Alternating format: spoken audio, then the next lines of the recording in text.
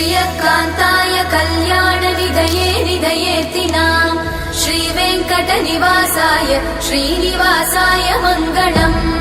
लक्ष्मी सविभ्रमालोकसुभ्रूविभ्रमचक्षुषे चक्षुषे सर्वलोकानां वेङ्कटेशाय मङ्गलम् श्रीवेङ्कटाद्रिशृङ्गाग्रमङ्गलाभरणाङ्गये मङ्गलानां निवासाय श्रीनिवासाय मङ्गलम् सर्वावयव सौन्दर्य सम्पदा सर्वचेतसां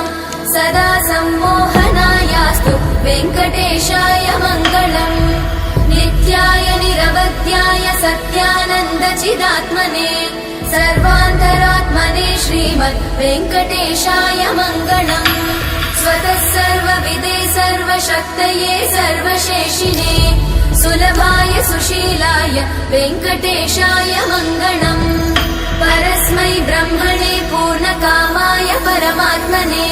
प्रयुञ्जे परतत्त्वाय वेङ्कटेशाय मङ्गलम् अनादि निर्गुण प्रगटली भवानी